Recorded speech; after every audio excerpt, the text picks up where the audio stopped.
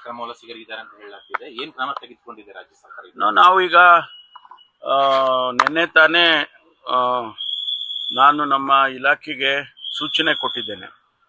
ಒಂದು ಡ್ರೈವ್ ಮಾಡಬೇಕು ಅಂತ ಇಡೀ ಸ್ಟೇಟಲ್ಲಿ ಬಾಂಗ್ಲಾದೇಶಿಗರಾಗಲಿ ವಿದೇಶಿಯರಾಗಲಿ ಯಾರು ಅನಧಿಕೃತವಾಗಿ ಇದ್ದಾರೆ ಅವರನ್ನ ಹುಡುಕಬೇಕು ಅಂತ ಹೇಳಿ ಒಂದು ಆಂದೋಲನದ ರೀತಿಯಲ್ಲಿ ಒಂದು ಡ್ರೈವ್ ಮಾಡಬೇಕು ಅಂತ ಹೇಳಿ ಡೈರೆಕ್ಷನ್ಸ್ ಕೊಟ್ಟಿದ್ದೇನೆ. ಅದೇ ರೀತಿ ಡ್ರಗ್ಸ್ ಫ್ಯಾಕ್ಟ್ರಿಗಳು ಎಲ್ಲಿರ್ತವೆ, ಆಮೇಲೆ ಪ್ರತಿಯೊಂದು ನಗರದಲ್ಲಿ ನಗರ ವ್ಯಾಪ್ತಿಯಲ್ಲಿ ಎಲ್ಲ ಕೆಮಿಕಲ್ ಫ್ಯಾಕ್ಟ್ರೀಸು ಅದನ್ನು ವಿಸಿಟ್ ಮಾಡಬೇಕು, ಅದನ್ನು ರೆಕಾರ್ಡಿಗೆ ತರಬೇಕು, ಅದನ್ನು ಮಾನಿಟರ್ ಮಾಡಬೇಕು ಅಂತ ಹೇಳಿ ಕೂಡ ನಾನು ಡೈರೆಕ್ಷನ್ಸನ್ನು ಕೊಟ್ಟಿದ್ದೇನೆ. ಇವೆರಡು ಭಾಳ ಇಂಪಾರ್ಟೆಂಟು ಡೈರೆಕ್ಷನ್ಸು. ಈಗಾಗಲೇ ಅವರು ಪ್ರಾರಂಭ ಮಾಡಿದ್ದಾರೆ. ಕೆಮಿಕಲ್ ಫ್ಯಾಕ್ಟ್ರಿಗಳು ಎಲ್ಲೆಲ್ಲಿದೆ, ಯಾವ ಊರಿನಲ್ಲಿದೆ, ಯಾವುದು ಏನು ಮ್ಯಾನುಫ್ಯಾಕ್ಚರ್ ಮಾಡ್ತಾರೆ, ಇದೆಲ್ಲ ಡೀಟೇಲ್ಸ್ ತೆಗಿಬೇಕು. ಅವರಿಗೆ ಟ್ರೇಡ್ ಲೈಸೆನ್ಸ್ ಇದೆಯಾ ಇಲ್ವಾ, ಆಲ್ ದೋಸ್ ಡೀಟೇಲ್ಸ್ ತೆಗಿಬೇಕು ಅಂತೇಳಿ ನಾನು ಡೈರೆಕ್ಷನ್ಸ್ ಕೊಟ್ಟಿದ್ದೀನಿ. ಅದನ್ನು ಪ್ರಾರಂಭ ಮಾಡಿದ್ದಾರೆ.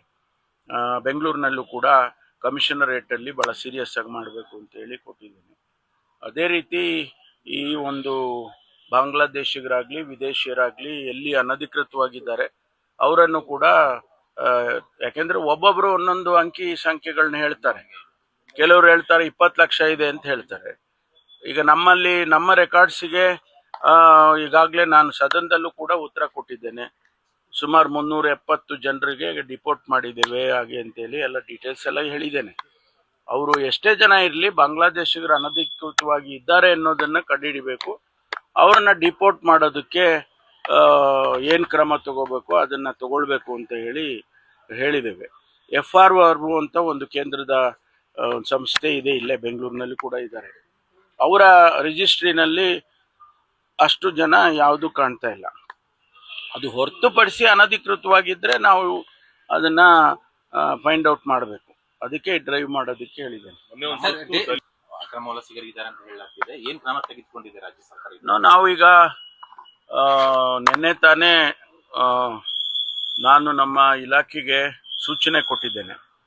ಒಂದು ಡ್ರೈವ್ ಮಾಡಬೇಕು ಅಂತ ಇಡೀ ಸ್ಟೇಟಲ್ಲಿ ಬಾಂಗ್ಲಾದೇಶಿಗರಾಗಲಿ ವಿದೇಶಿಯರಾಗಲಿ ಯಾರು ಅನಧಿಕೃತವಾಗಿ ಇದ್ದಾರೆ ಅವರನ್ನ ಹುಡುಕಬೇಕು ಅಂತ ಹೇಳಿ ಒಂದು ಆಂದೋಲನದ ರೀತಿಯಲ್ಲಿ ಒಂದು ಡ್ರೈವ್ ಮಾಡಬೇಕು ಅಂತ ಹೇಳಿ ಡೈರೆಕ್ಷನ್ಸ್ ಕೊಟ್ಟಿದ್ದೇನೆ.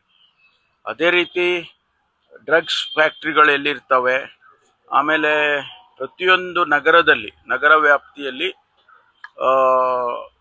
ಎಲ್ಲ ಕೆಮಿಕಲ್ ಫ್ಯಾಕ್ಟ್ರೀಸು ಅದನ್ನು ವಿಸಿಟ್ ಮಾಡಬೇಕು, ಅದನ್ನು ರೆಕಾರ್ಡಿಗೆ ತರಬೇಕು, ಅದನ್ನು ಮಾನಿಟರ್ ಮಾಡಬೇಕು ಅಂತ ಹೇಳಿ ಕೂಡ ನಾನು ಡೈರೆಕ್ಷನ್ಸನ್ನು ಕೊಟ್ಟಿದ್ದೇನೆ.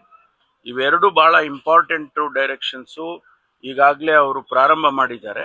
ಕೆಮಿಕಲ್ ಫ್ಯಾಕ್ಟ್ರಿಗಳು ಎಲ್ಲೆಲ್ಲಿದೆ, ಯಾವ ಊರಿನಲ್ಲಿದೆ, ಯಾವುದು ಏನು ಮ್ಯಾನುಫ್ಯಾಕ್ಚರ್ ಮಾಡ್ತಾರೆ, ಇದೆಲ್ಲ ಡೀಟೇಲ್ಸ್ ತೆಗಿಬೇಕು. ಅವರಿಗೆ ಟ್ರೇಡ್ ಲೈಸೆನ್ಸ್ ಇದೆಯಾ ಇಲ್ವಾ, ಆಲ್ ದೋಸ್ ಡೀಟೇಲ್ಸ್ ತೆಗಿಬೇಕು ಅಂತೇಳಿ ನಾನು ಡೈರೆಕ್ಷನ್ಸ್ ಕೊಟ್ಟಿದ್ದೀನಿ. ಅದನ್ನು ಪ್ರಾರಂಭ ಮಾಡಿದ್ದಾರೆ. ಬೆಂಗಳೂರಿನಲ್ಲೂ ಕೂಡ ಕಮಿಷನರೇಟಲ್ಲಿ ಭಾಳ ಸೀರಿಯಸ್ ಆಗಿ ಮಾಡಬೇಕು ಅಂತೇಳಿ ಕೊಟ್ಟಿದ್ದೀನಿ. ಅದೇ ರೀತಿ ಈ ಒಂದು ಬಾಂಗ್ಲಾದೇಶಿಗರಾಗಲಿ ವಿದೇಶಿಯರಾಗಲಿ ಎಲ್ಲಿ ಅನಧಿಕೃತವಾಗಿದ್ದಾರೆ ಅವರನ್ನು ಕೂಡ ಯಾಕೆಂದರೆ ಒಬ್ಬೊಬ್ಬರು ಒಂದೊಂದು ಅಂಕಿ ಸಂಖ್ಯೆಗಳನ್ನ ಹೇಳ್ತಾರೆ. ಕೆಲವರು ಹೇಳ್ತಾರೆ 20 ಲಕ್ಷ ಇದೆ ಅಂತ ಹೇಳ್ತಾರೆ. ಈಗ ನಮ್ಮ ರೆಕಾರ್ಡ್ಸಿಗೆ ಈಗಾಗಲೇ ನಾನು ಸದನದಲ್ಲೂ ಕೂಡ ಉತ್ತರ ಕೊಟ್ಟಿದ್ದೇನೆ. ಸುಮಾರು 370 ಜನರಿಗೆ ಡಿಪೋರ್ಟ್ ಮಾಡಿದ್ದೇವೆ ಹಾಗೆ ಅಂತೇಳಿ ಎಲ್ಲ ಡೀಟೇಲ್ಸ್ ಎಲ್ಲ ಹೇಳಿದ್ದೇನೆ. ಅವರು ಎಷ್ಟೇ ಜನ ಇರಲಿ ಬಾಂಗ್ಲಾದೇಶಿಗರು ಅನಧಿಕೃತವಾಗಿ ಇದ್ದಾರೆ ಅನ್ನೋದನ್ನು ಕಂಡುಹಿಡಿಬೇಕು. ಅವ್ರನ್ನ ಡಿಪೋರ್ಟ್ ಮಾಡೋದಕ್ಕೆ ಏನು ಕ್ರಮ ತಗೋಬೇಕು ಅದನ್ನು ತಗೊಳ್ಬೇಕು ಅಂತ ಹೇಳಿದ್ದೇವೆ. FRO ಅಂತ ಒಂದು ಕೇಂದ್ರದ ಸಂಸ್ಥೆ ಇದೆ, ಇಲ್ಲೇ ಬೆಂಗಳೂರಿನಲ್ಲಿ ಕೂಡ ಇದ್ದಾರೆ. ಅವರ ರಿಜಿಸ್ಟ್ರಿನಲ್ಲಿ ಅಷ್ಟು ಜನ ಯಾವುದೂ ಕಾಣ್ತಾ ಇಲ್ಲ. ಅದು ಹೊರತುಪಡಿಸಿ ಅನಧಿಕೃತವಾಗಿದ್ದರೆ ನಾವು ಅದನ್ನು ಫೈಂಡ್ ಔಟ್ ಮಾಡಬೇಕು. ಅದಕ್ಕೆ ಡ್ರೈವ್ ಮಾಡೋದಕ್ಕೆ ಹೇಳಿದ್ದೇನೆ.